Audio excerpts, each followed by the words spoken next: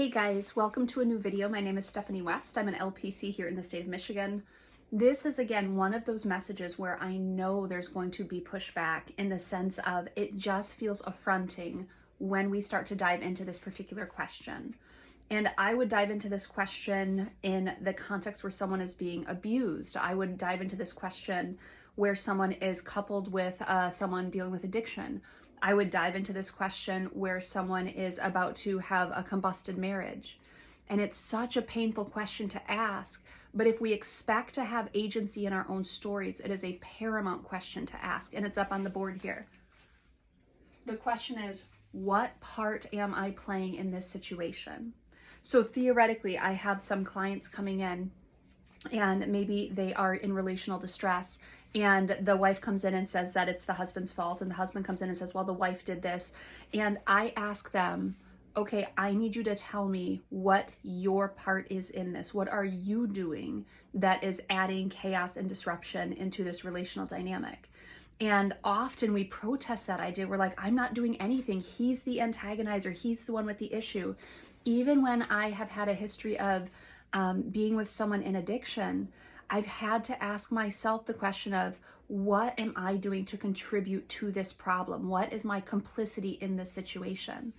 Even as I go look through an abuse history, I have to ask myself, what am I contributing here? And in that case, it's a very different question because there's a lot of internal resources that I probably don't have intact if I'm allowing abuse to happen in my life. So possibly there's not self-confidence, there's not basic skills, there's not, maybe there's a passivity going on. There's something going on with me where this is a situation that's unfolding in my life. And we have to be clear that especially if it's a habitual situation, it keeps showing up. We don't make change or movements towards health until we ask that question. What part am I playing in my situation? So I've talked through the fact that I've had, a marriage that has, I would say, dissolved, but at one point it combusted in a pretty significant way. And so I go to therapy and I say to my therapist, I've done something here and I don't know what specific damage I've caused, but I know that I've caused some damage here. And so we've had to go through the rigmarole of figuring out my codependency struggle. We've had to figure out, why do I allow certain behaviors to go unchecked because I'm a people pleaser. So there's some pieces there of self-esteem that I have to work through. There's some learned behaviors and patterns I have to work through. Why would I let certain things unfold unchecked? But not just why do I let someone else do things, but why was my coping strategy to go work 80 to 90 hours a week? That's a me problem.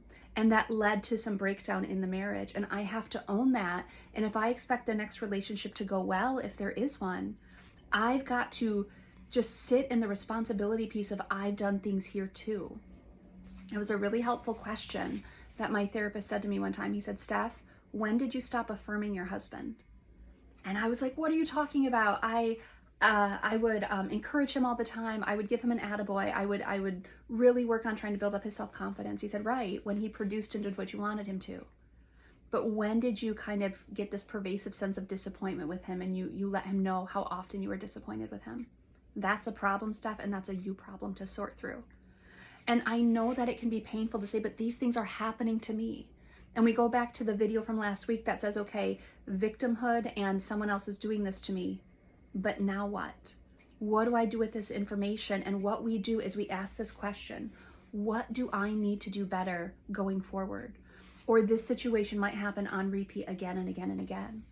And I get that it might feel like a really aggressive question. When someone comes to me, we don't start there, right? We dive into what they're experiencing. We affirm where they're at. We validate what they're going through. But we say, now what? And how are you contributing? When we talk through addiction, there is a codependency going on there. There's enabling going on there. And we have to be able to have that conversation if we expect health and healing to be a part of that journey. But if we're not even allowed to ask that question, how are you contributing? Imagine how far we get in the treatment process. It just doesn't work. If someone comes in and everything that they experience is someone else's problem or someone else's fault, we're not going to move anywhere in their life towards healing. It doesn't work that way. We have to ask, now what, and how am I contributing? And if we're willing to camp out there and do some radical soul searching and do some skill building and do some realignment of boundaries and establishing our values, we can move mountains. We can walk towards health with really cool strides. but it only starts happening when we ask the question, how am I contributing?